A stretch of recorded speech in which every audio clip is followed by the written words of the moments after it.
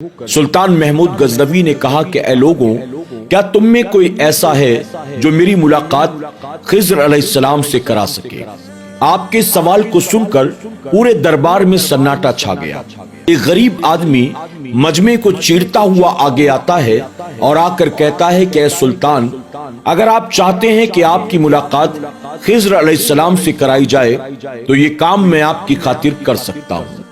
سلطان محمود غزنوی نے اس غریب آدمی کو نیچے سے اوپر تک دیکھا اور دیکھنے کے بعد فرمایا کہ کیا واقعی تم میری ملاقات خضر علیہ السلام سے کرا سکتے ہو؟ اس غریب شخص نے کہا کہ ہاں، میں آپ کی ملاقات خضر علیہ السلام سے کرا سکتا ہوں، لیکن اس کے لیے ایک شرط ہے۔ سلطان محمود غزنوی نے کہا کہ کیا شرط؟ وہ شخص کہتا ہے اس کی خاطر مجھے دریا کے کنارے 6 ماہ تک چلہ کاٹنا پڑے گا۔ جب 6 ماہ تک وہاں میں چلہ کاٹوں گا تو میں آپ کی ملاقات خضر علیہ السلام سے کرا سکتا ہوں۔ تو سلطان محمود غزنوی نے کہا کہ ٹھیک ہے، تم چلہ کاٹنے کے لیے تیار ہو جاؤ۔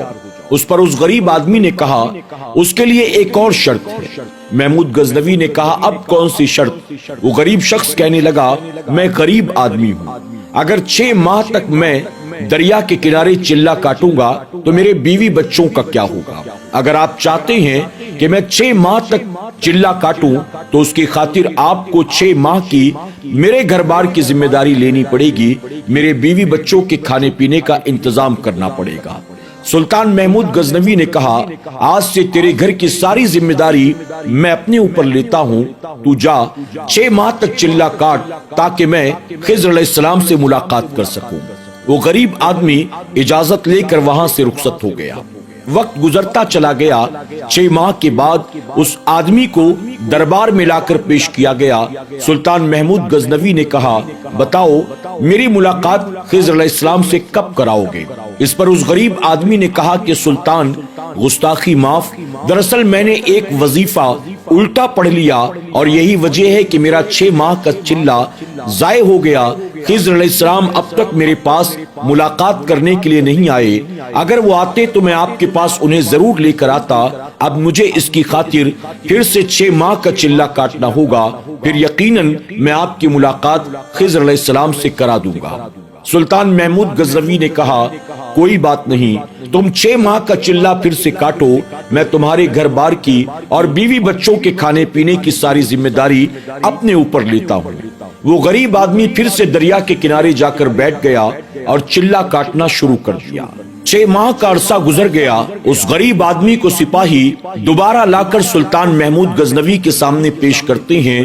سلطان محمود غزنوی نے کہا 6 ماہ مکمل ہو گئے، اب بتاؤ خضر علیہ السلام سے میری ملاقات کب کراؤ گے؟ اس پر اس غریب آدمی نے اپنی گردن کو جھکایا، اپنے دونوں ہاتھوں کو جوڑ کر ادب سے عرض کرتا ہے سلطان مجھے معاف کر دیں، دراصل کہاں میں اور کہاں خضر علیہ السلام؟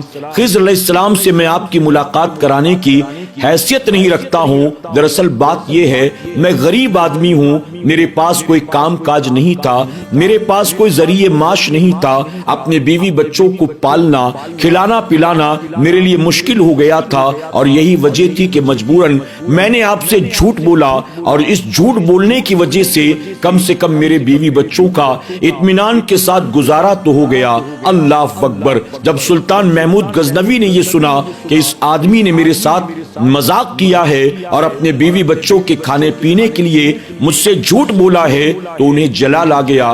آپ نے اپنے وزیر کی طرف دیکھا اور وزیر سے پوچھا اس آدمی کی بتاؤ کیا سزا ہونی چاہیے؟ یہ سن کر وزیر طیش میں آ جاتا ہے اور کہتا ہے کہ حضور اس آدمی کی اتنی جرت کہ آپ کے ساتھ یہ جھوٹ بولے، اس کی سزا صرف ایک ہی ہے، اس کی گردن کو کاٹ دینا چاہیے، اس کے جسم سے اس کے سر کو جدا کر دینا چاہیے۔ سلطان محمود غزنوی نے اب اپنے دربار میں دائیں بائیں دیکھا، آپ کی نظر پڑی ایک نورانی چہرے والے بزرگ دربار میں موجود تھے۔ سلطان محمود غزنوی نے ان سے مخاطب ہو کر کہا بتاؤ میرے وزیر نے جو اس آدمی کو سزا سنائی ہے آپ کے مطابق کیا یہ سزا مناسب ہے؟ اس پر نورانی چہرے والے بزرگ نے کہا آپ کے وزیر نے بالکل صحیح فیصلہ کیا ہے، جو سلطان وقت کے ساتھ جھوٹ بولے اس کی گردن کاٹ دینی چاہیے۔ اس کے بعد سلطان محمود غزنوی نے اپنے دوسرے وزیر کی طرف مخاطب ہو کر کہا،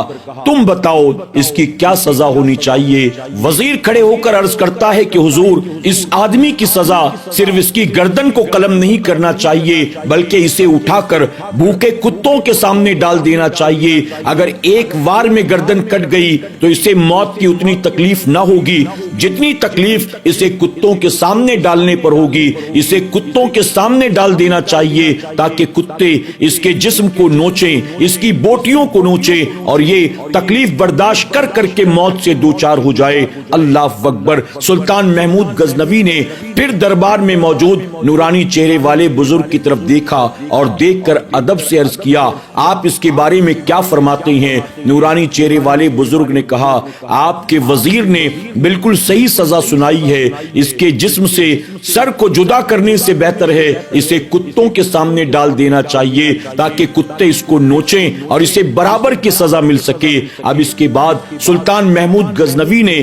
اپنے قریبی غلام ایاز کی طرف دیکھا اور ایاز کو دیکھ کر کہا، ایاز، تمہارے نزدیک اس آدمی کی کیا سزا ہونی چاہیے؟ اس پر ایاز ادب کے ساتھ کھڑا ہوا اور عرض کرنے لگا، حضور، مجھے تو صرف اتنا سمجھ میں آتا ہے، اس غریب کے ایک جھوٹ کی وجہ سے اللہ تعالیٰ نے آپ کو کتنی نیکی کمانے کا موقع عطا کر دیا کہ آپ نے 1 سال تک اس کے بیوی بچوں کو کھلایا پلایا ہے، ان کی دیکھ بھال کی ہے اور اس سے آپ کے خزانے میں کوئی کمی نہیں آئی۔ اس غریب کے ایک جھوٹ کی وجہ سے اللہ نے آپ پر کتنا فضل و کرم فرمایا اور کتنی نیکی کمانے کا اللہ نے آپ کو موقع عطا کر دیا، تو مجھے تو لگتا ہے آپ کو اس غریب کو معاف کر دینا چاہیے۔ محمود غزنوی نے جب ایاز سے یہ سنا، آپ نے پھر نورانی چہرے والے بزرگ کی طرف دیکھا اور کہا، اب ایاز کے فیصلے کے بارے میں آپ کیا کہتے ہیں؟ تو جانتے ہو نورانی چہرے والے بزرگ نے کیا فرمایا؟